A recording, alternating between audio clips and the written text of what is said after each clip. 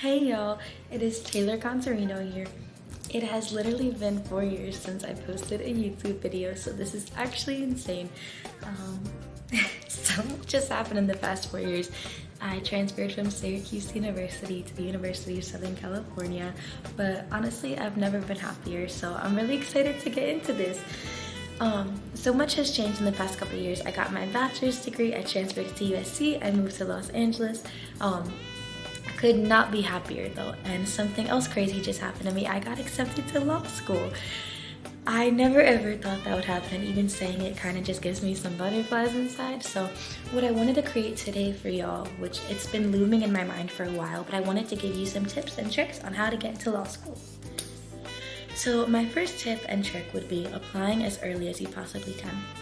I truly believe that one of the reasons that I got into my top law school this year, one of my top law schools, there's a couple that I'm really, really in love with, but I'm very confident that this one would be a really good opportunity for me. I really do believe that one of the reasons I got accepted is because I applied early. So apply to law school as early as you can. There's going to be more scholarships. There's going to be more chance for admissions. Again, I'm not an admissions counselor. I'm just a girl who got into her top choice law school.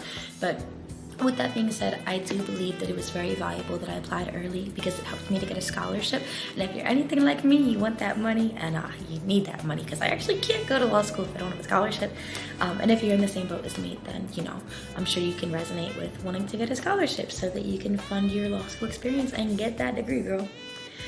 Besides that though, there was a couple other factors. I think that studying for my LSATs and putting a ton of energy and investment into my LSATs, not even financially I would say, but more so just the fact that I really just put time into it, girl. Like I'm saying, like I really think that all the time I put into studying for my LSATs was worth it because I was able to increase my score by, I believe it was 6 points.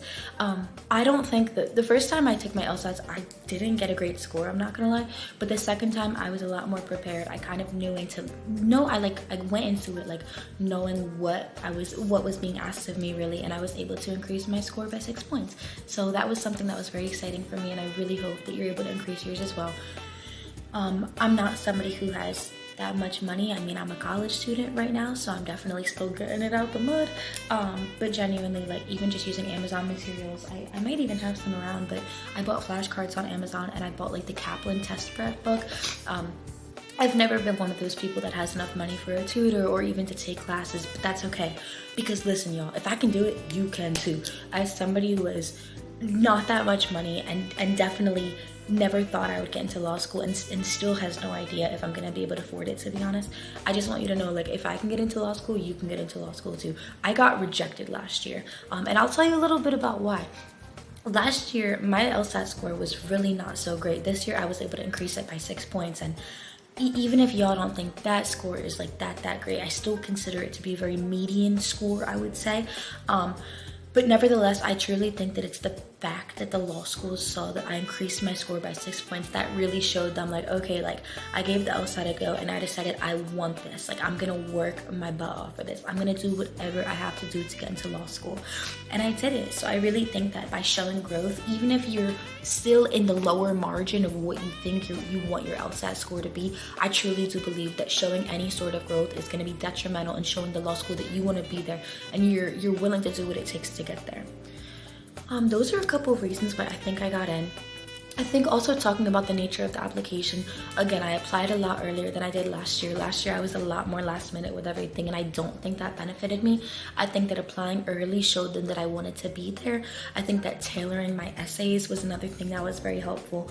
Showing the law school why I want to go to that law school specifically. I think getting more granular in your essays is very important. I think that getting more specific in your essays is very important. I think that it's so important to show a law school why you want to go to that law school, because there's so many wonderful law schools. I was also very honest and very authentic about my situation. I unfortunately, I'm not in a position where I can do full-time law school. I wish that I could, but financially I can't afford to because I do have a full-time job. That's another thing, I have a full-time job. So it was very important for me to find a high-quality, robust program, a competitive program that will still allow me to be able to afford to do the things that I need to do. So yeah, it's no secret that I'm definitely gonna be doing a part-time program, and I would love to do a program that is a little in person and a little online. So the programs that I found for myself are ones that that work for me and are ones that I want to be a part of. And I accentuated that. I talked about the fact that I appreciate the flexibility, and I appreciate the fact that these law schools care about people that are like me, who do have full-time jobs and have other responsibilities to attend to, but still really, really, really want to get their Juris Doctor and want to be a lawyer in the next couple of years. At the end of the day, it's going to take me a bit longer than everyone else to get my JD, but I know that I'm gonna do it, because if it's something that I put my mind to, I know that I'm entirely capable, and I hope that you believe the same for yourself. So I mean, all in all, making sure that your recommenders know you well, and they can speak to your strengths, and they can speak to why you want to go to law school. Personally, I chose 2 professors that I'm very close with and have a very good, very strong, very tight bond with. One of them was my communication law for journalism and undergrad professor, and she knows how obsessed I am with the law, and she could really speak to that. My other professor was my journalism professor, just a fantastic man, actually my sports journalism professor, but the thread there is that he has his JD. He actually got his law degree and did sports journalism. Like, y'all, the possibilities are endless. But seriously, I mean, proofreading your essays, getting people to read your essays over and over again, improving your LSAT score if possible, putting a little extra money, and y'all, I'm not talking about much. For me, I might have put like $50 to $100 into my LSAT prep materials. That's really all I could personally give, but it was enough to get me into law school. So I just want you to know, you've got this. You can do it. I also applied for fee waivers. They are out there. They exist. If you're kind and explain your situation and find the emails of the law admissions offices that you're applying to and ask politely for fee waivers, do it as early as possible, and you might be able to get a fee waiver like I did. I'll be super transparent. I think that this law school admission cycle, I probably paid less than $300 altogether. I did have to pay for certain things, like to get my scores sent over by LSAT, I believe I had to pay for. There was, of course, a couple of things I had to pay for, but overall, I'm a very blessed girl. I'm a very lucky girl, and I got into law school, and I really just want you to know that you can do it too. I grew up in a small town outside of Philadelphia in a pretty, I would say, middle-class area. My parents are not lawyers. I only really stay with my mom and my stepdad. They're both wonderful, but they're not lawyers. So I just want you to know, like, you can do it. Your fate is entirely in your hands. Your destiny is in your hands. And, you know, I did it, so I know that you can do it too. So good luck with this admission cycle.